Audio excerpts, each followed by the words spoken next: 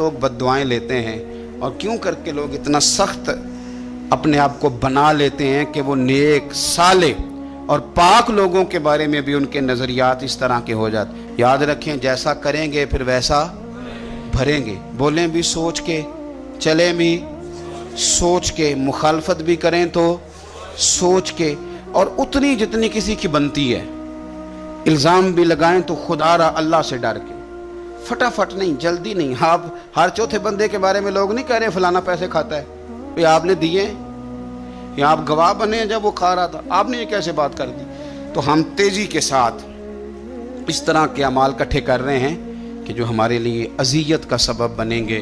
میرے رب نے فرمایا احسان کرو، نیکی کرو تاکہ بدلے میں تمہیں بھی نیکی ملے. حل جزاء الاحسان الا الاحسان.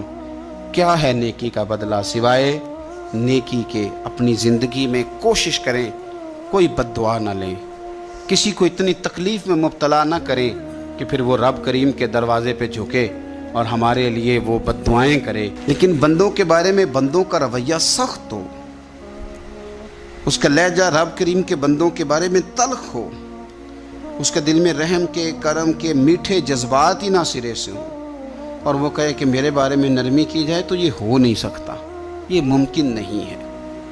ہم کیا کرتے ہیں؟ ہم اپنے تھوڑی دیر کے سکون کے لیے بہت سارے لوگوں کو تکلیف میں مبتلا کرتے ہیں. بلکہ بعض لوگ تو ایسے ہیں جو دوسروں کو مصیبت میں دیکھ کر خوش ہوتے ہیں. ان کو کل بھی راحت نصیب ہوتی ہے، کسی شخص کو مشکل میں دیکھتے ہیں، پریشانی میں دیکھتے ہیں تو بڑا انہیں سکون میسر آتا ہے. اور میں نے دیکھا ہے کہ بغلیں بجاتے ہیں اور وہ باقاعدہ دلائل دیکھے ہیں. دیکھا نا ہمارے ساتھ ایسے کرتا تھا تو آج اس کا کیا حال ہو گیا ہے. باقاعدہ لوگ یہ کام کرتے ہیں. وہ ہمارے درویشوں نے اپنے رنگ میں بھی ہمیں بڑے مسئلے سمجھائے ہیں، پر اللہ کرے ہماری سمجھ میں بات آئے. میرے نبی پاک صلی اللہ تعالیٰ علیہ وسلم نے فرمایا اپنے بھائی کو مصیبت میں دیکھ کے خوشی کا اظہار نہ کرو، اسے تکلیف میں دیکھ کر کبھی خوشی کا اظہار نہ کرو، ورنہ حضور فرماتے ہیں اللہ اس پر رحم کر دے گا اور تمہیں اس مصیبت میں مبتلا کر دے گا. آپ یقین کریں کہ میں نے دیکھا ہے کہ بھابھی کا خاندان کسی تکلیف میں آ گیا ہے تو وہ بجائے اس کے کہ ان کے لیے دعا ہوتی، لیکن شریکہ چل رہا ہے نا، تو تبصرے ہوتے ہیں کہ میں نے تو پہلے ہی کہا تھا یہ لوگ ٹھیک نہیں. یہ بامروت، با اخلاق اور وفادار لوگوں کا یہ رویہ ہی نہیں ہوتا. وہ تو گہرا دشمن بھی ہو، گہرا، اس کے بارے میں بھی دیکھیں نا میرے نبی پاک صلی اللہ تعالیٰ علیہ وآلہ وسلم کافروں اور منافقوں پر نرم دل نہیں تھے. ان کے بارے میں بھی حضور دعائیں کرتے تھے کہ اللہ انہیں خیر کی توفیق عطا فرما.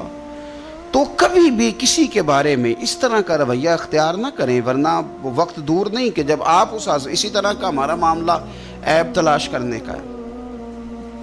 میں کس طرح کھول کے آپ کو یہ بات عرض کروں کہ لوگوں کا دل کرتا ہے کہ ہمیں خوبیاں نہیں کمیوں کا بھی پتہ چلے. ٹٹولتے ہیں کہ تو وہاں نہیں جاتا، تو جاتا تھا تو اب کیوں نہیں جاتا، اور تو اگر جاتا ہے تو پھر تو کوئی کہانی سنا، کوئی بات چھیڑ. یہ ہمارا مزاج ہے. ہم چاہتے، میرے رب نے ہمیں محدود بنایا ہے، ہم لا محدود کیوں ہوتے ہیں؟ اللہ نے ہمارے اوپر رحم فرمایا ہے کہ ہمیں دیوار کے پیچھے نظر نہیں آتا، یہ اس نے کرم فرمایا. اگر ہمیں نظر آتا ہوتا تو کتنے پردے کھل جاتے، اور بہت ساری چیزیں جو پردوں میں رہنی چاہیے تھیں وہ پردوں میں نہ رہتی ہیں. اس نے کرم فرمایا ہے کہ ہمیں دیوار کے پیچھے نہیں سنتا. اس کو کرم سمجھو، پردے نہ کھولو. اگر ہمیں یہ خبر ہوتی کہ سامنے کیا ہے تو بہت سارے ہمارے معاملات خراب ہو جاتے. اس کا شکر ہے، اس کا کرم ہے. یہی بہتر ہے کہ پردوں میں وہ پردہ پوش رہے، اور وہ اگر پردے اٹھا دے تو کسے ہوش رہے. مہربانی کریں، آپ جو اللہ تعالیٰ نے ہمیں محدود بنایا تو لا محدود ہونے کی کوشش کیوں کرتے ہو؟ جہاں اس نے رکھا ہے وہیں رہنے کو اپنے لیے بہتر جانو، وہیں، ورنہ حالات خراب ہو جائیں گے. میرے نبی پاک صلی اللہ علیہ وسلم نے فرمایا، مسند احمد میں موجود ہے، حضور فرماتے ہیں لوگوں کی جاسوسی نہ کرنا، ان کے عیب نہ ٹٹولنا. بس حضور نے کہہ دیا تو کہہ دیا، نہیں ٹٹولنے تو سونیا تیرے غلام ہیں. सवाल ही नहीं पैदा होता कि हम कभी ये काम करें। हुजूर ने फरमाया किसी के ऐब न टटोलना। अगर तुमने किसी के ऐब टटोल के उसे रुसवा करने की कोशिश की तो फरमाया तुम अगर 7 पर्दों के अंदर भी बैठे हुए तो वहां भी अल्लाह तुम्हें रुसवा कर देगा। ये ना समझना कि मैं छुप गया हूं तो बच जाऊंगा, अल्लाह तुम्हें वहां भी रुसवा। तो कुछ जुर्मों की दुनिया में हम देखते हैं और उसका सादा तर्जुमा ये है कि जैसा करोगे फिर वैसा भरोगे, ये होता है, आप इससे बच नहीं सकते। और उस वक्त बंदा बड़ा स्मार्ट होता है, वो अपने आप को बड़ा तेज समझता है, वो कहता है मैंने पत्ता फेंका था तो मेरा पता चल गया है, देखा ना फिर। और कई दफ़ा मैंने देखा है शरीफ आदमी मजबूर होता है, वो क्या कर सकता है। शरीफ जो हुआ, शर और शरीफ इनका मुकाबला नहीं होता, एक चीज़ है इशारा, तो शरीफ उसका मुकाबला कैसे करेगा। बल्कि शरीफ आदमी तो कई दफ़ा वैसे ही बचता है, कहता है यार मतलब किसी तरीके जान छुड़ाएं, ये शार है और मैं बावजू रहने वाला आदमी हूं, मैं गंद में कैसे हाथ डालूंगा। वो बचता है तो लोग समझते हैं डरपोक है, हालांकि डरपोक और होता है और शरीफ और होता है। तो शराफत को लोग बुज़दिली जानते हैं। नबी पाक सल्लल्लाहु अलैहि वसल्लम के सहाबी हज़रत सईद बिन ज़ैद रज़ी अल्लाह ताला और अशरा मुबशरा सहाबी हज़रत उमर के बहनोई हैं। और ये हवाला मैं आपको मुस्लिम शरीफ से अर्ज़ कर रहा हूँ। हज़रत सईद बिन ज़ैद रज़ी अल्लाह ताला अन्हु वो खूबसूरत आदमी हैं जिन्हें दुनिया में चलते फिरते मेरे नबी पाक ने जन्नत की बिशारत अता फरमाई। बंदे का कद काठ देखें कि जन्नती बंदा, यानी इतना एतमाद हुजूर ने किया कि फरमाया इसके बाद वाले आखिरी दम तक के आमाल पर भी मैं जानता हूं ये जन्नतियों वाले काम करेगा। इतना बड़ा आदमी, लेकिन एक औरत ने आके झगड़ा शुरू कर दिया। अरवा उस औरत का नाम था। उसे आके हज़रत सईद बिन ज़ैद से झगड़ा शुरू किया कि ये जो मकान है ना आपका, इसमें इतनी जगह मेरी है। मुझे आप बताएं एक शरीफ आदमी से औरत झगड़ा करे तो बंदा जवाब में कुछ कर सकता है। अब मेरी बात को समझें, अब शरीफों की मजबूरियां तो समझें कितनी ज्यादा हैं।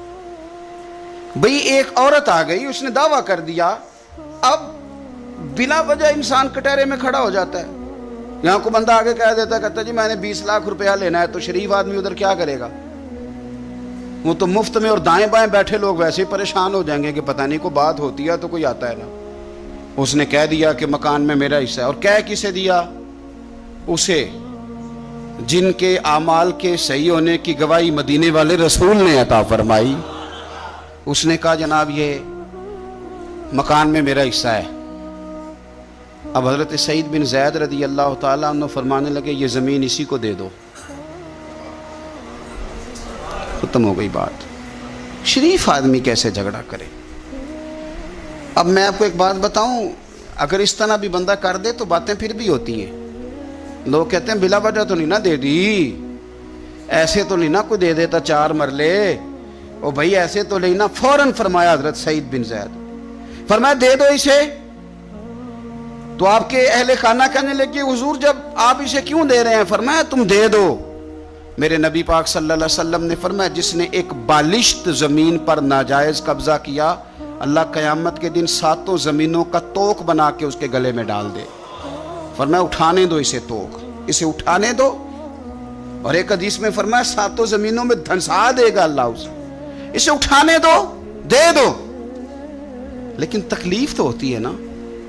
अब ये नहीं है कि कहां से इतना हौसला बंदा करे, दिल तो टूट जाता है ना कि यार मेरे ऊपर इस तरह इल्ज़ाम लगाना, और इस तरह किसी शख्स के बारे में, वो बंदा जिसने जिंदगी तकवे में गुजार दी, उस पर इतना घिनौना इल्ज़ाम लगा देना। अब हज़रत सईद बिन ज़ैद ने ना लोगों को कह दिया दे दो, लेकिन जब तन्हा गए तो दिल टूटा हुआ था, कलेजा फटा हुआ था, तबीयत परेशान थी। हाथ उठाए, कहा अल्लाह सच्चाइयाँ भी तू जानता है, झूठ भी तू जानता है, जाहिर चीज़ों को भी तू जानता है, छुपी हुई को भी तू जानता है। अल्लाह अगर ये झूठी है तो इसे अंधा कर दे, और अल्लाह ये जो ज़मीन इसने मुझसे ली है ना, फिर इसमें इसकी कब्र बना दे। बादशाह रहीन ने लिखा है कि हज़रत सईद बिन ज़ैद तो पहले विसाल कर गए, लेकिन वो औरत ज़मीन तो ले ली, घर में रहती थी पर अंधी होकर रहती थी। ढूंढती फिरती थी, दाएं बाएं जाती थी, तो लोग उसे कहते थे क्या बना? कहने लगे कुछ ना पूछो, मुझे सईद बिन ज़ैद की दुआ लग गई है, मुझे लग गई दुआ। तड़पती थी, रोती थी, कुआं खुदवाया हुआ था, अमीर लोगों ने घर में कुआं खुदवाया हुआ था, तो यूं लगता है कि पानी भी कोई नहीं पिलाता था, कोई नवासा नवासी पोता पोती भी करीब नहीं आता था। पानी पीने के लिए कुएं में गई तो अंदर डूब के मर गई। उसका घर ही उसकी कब्र बन गया। देखिए ना, लोग उस वक्त समझ रहे होते हैं कि जनाब देखा ना मेरा पता चल गया, हंस रहे होते हैं कि देखा मैंने कितना रुसवा कर दिया, देखा फिर फलाना कितनी मिन्नतें कर रहा था, देखा, और तुम्हें पता नहीं। तुम क्या समझते हो कि जिसको तुमने रुसवा करना चाहा उसका किसी जो है वो वजीर मुशीर और बड़े आदमी से ताल्लुक नहीं था तो वो तुम्हारे हत्थे चढ़ गया?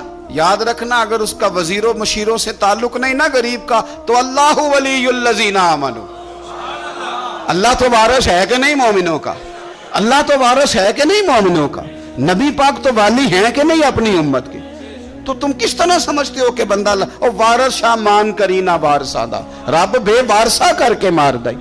तो हम जब चल रहे होते हैं ना तो फिर तो हमारी कद काट का कौन मुकाबला करे, और जब हम चढ़ जाएं हवा के घोड़े तो फिर कौन हमारा रुख फेरे। लेकिन याद रखना, एक कदल करने वाली जात है, जब लगामें खींचती है तो फिर लोगों को कोई चारा, अपनी जिंदगी के अंदर कभी भी कोई काम ऐसा ना करें, कभी भी। आगे बढ़ता हूं।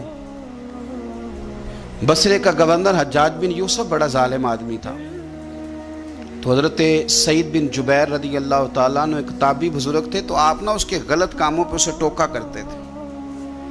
हमारा ये मसला होता है कि जब हमें को टोकता है तो हमें जिद चढ़ती है, ये नहीं देखते कि मैं पहले देख लो मेरी कहीं कुताई पे तो नहीं टोक रहा। वो जालिम था, आप उसे टोकते थे। तो जब रोक टोक होने लगी तो ये जो बादशाह किस्म के लोग होते हैं, इनकी ख्वाहिश होती है कि हमें पूछने वाला कोई ना हो।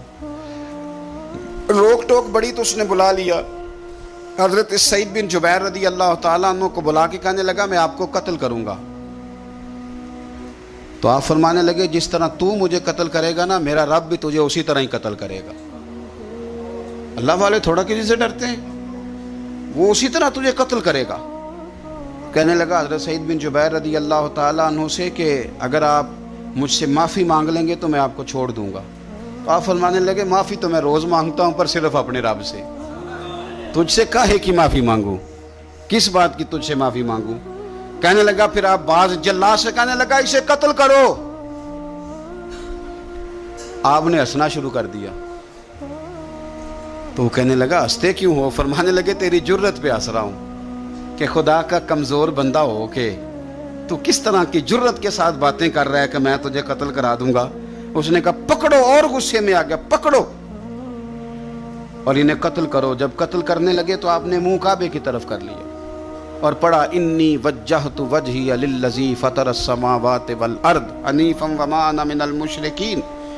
काबे की तरफ मुंह करके ये दुआ पढ़ी तो कहने लगा अच्छा इसका रुख फेर दो काबे से।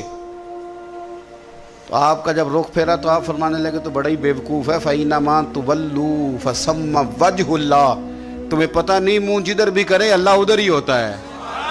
तू बड़ा बेवकूफ़ है, तू काबे से रुख फेर के समझता है कि अल्लाह कोई माज़अल्लाह मुक़य्यद है। इधर रब तो हर तरफ है, जलवा तेरी ज़ात का कू बकू है। मैं जिधर देखता हूँ उधर तू ही तू है, जिधर देखता हूँ उधर। जे मैं तेनू अंदर जाना तो फिर मुक़य्यद जाना, तो जे मैं तेनू बाहर जाना तो अंदर कौन समाना। अंदर भी तू है ते बाहर भी तू है ते बुल्ला कौन नुमाना। फरमाया कि भाई हर तरफ ही अल्लाह है। अब उसने पता क्या किया, आपको जब कत्ल करवा रहा था ना तो हज़रत सईद बिन जुबैर ने हाथ उठाया कि अल्लाह मेरे बाद इसे किसी और को कत्ल करने का मौका ना देना। मैं इतनी बात किसी और पर इसे मुसल्लत ना करना। हज़रत सईद बिन जुबैर कत्ल हुए, शहीद हुए तो इतना खून बहा, इतना खून बहा कि खून बंद ही नहीं होता, इतना खून। वो कहने लगा वजीरों से, मुशीरों से, तबीबों से कि इतना खून। तो वो कहने लगे बादशाह ये खून बताता है कि ये बंदा तुझसे डर के नहीं मरा, वरना तो तलवार बंदे के करीब आती है तो खून खुश्क होता जाता है, वरना तो हुक्म होता है सजाए मौत का तो लोगों के कपड़े ढीले हो जाते हैं, जिस्म कमज़ोर हो जाता है। یہ بندہ نڈر تھا، اس لیے اتنا اس کا خون نکلا ہے کہ اسے کوئی ڈر نہیں تھا۔ حضرت سعید بن جبیر کو قتل کرنے کے بعد حجاج بن یوسف 15 دن زندہ رہا ہے، صرف 15 دن۔ کینسر ہو گیا پیٹ میں، اتنی تکلیف ہوئی کہ جس بیماری کو آج آپ کینسر کہتے ہیں، کہ کسی کی سمجھ میں نہیں آتا تھا۔ طبیب گوشت کی بوٹی ڈالتا تھا دھاگے کے ساتھ پیٹ میں، تو باہر آتی تھی تو وہ گل سڑ کے باہر نکلتی تھی۔ اس کے اپنے بھی اس کے کمرے میں نہیں جاتے تھے۔ او یارو، ظلم کرتے ہوئے لوگ سوچتے نہیں کہ اس کا حساب کتنا بھیانک ہوگا۔ رات کو چیخ مار کے اٹھتا، گھر والے کہتے تجھے کیا ہوا؟ وہ کہتا تھا جب بھی میں سوتا ہوں تو سعید بن جبیر میری خواب میں آتے ہیں اور میری ٹانگ پکڑ کے گھسیٹتے ہیں تو میری آنکھیں کھل جاتی ہیں۔ یہ جو بد دعائیں ہیں یہ تمہارے بستر تک تمہارا پیچھا کرتی ہیں، یہ نیندوں میں سوراخ کر دیتی ہیں۔ لوگ کہتے ہیں پتہ نہیں کیا بات ہے، سویا نہیں جاتا، تو میں کہتا ہوں پتہ کر لو، شاید کو بات نکل ہی آئے۔ پتہ کر لو، دیکھ لو، غور کر لو، توجہ کر لو، شاید کو بات نکل آئے۔ اگر نکل آئے نا تو پھر توبہ کر لو، اور اگر نکل آئے تو پھر معافی مانگ لو، اگر نکل آئے تو پھر اللہ سے ڈر جاؤ، اگر نکل آئے تو پھر احتیاط کر جاؤ۔ لیکن باتیں نکلنے پر بھی ہم ماننے کو تیار، تو یہ مت سمجھیں کہ جب انسان کسی کا ظلم کرے گا تو وہ چین کی نیند سوئے گا۔ جی ہو سکتا، جیسا کرو گے پھر ویسا، جیسا کرو گے پھر ویسا۔ مجھے بڑی ایک شخص کی، اور میں اس بندے کو داد دیتا ہوں، اس نے بڑی اعلیٰ ایک دفعہ بات کی۔ مجھے کسی نے بتایا کہ یہ فلانا آدمی اپنے باپ کا بڑا سخت نافرمان ہے، تو میں چلا گیا اور مجھے پتہ چلا کہ وہ بیچارے جو ہیں اس کے والد وہ تکلیف میں ہیں۔ تو میں نے جا کے ان سے کہا کہ آپ مہربانی کریں اس بچے سے کہ اپنے ابے کو راضی کر۔ تو مجھے کہنے لگا پیر صاحب آپ کے آنے کا شکریہ، پر یہ جو کر رہا ہے ٹھیک کر رہا ہے۔ میں نے کہا کیوں؟ کہنے لگے میں نے اس سے بڑھ کر اپنے ابا کو ستایا ہے، یہ ٹھیک کر رہا ہے۔ اور وہ روتا تھا، شخص وہ روتا تھا، کہتا تھا میں نے اس سے زیادہ زیادتیاں کی ہیں، تو یہ جو میرے ساتھ کر رہا ہے نا یہ صحیح کر رہا ہے۔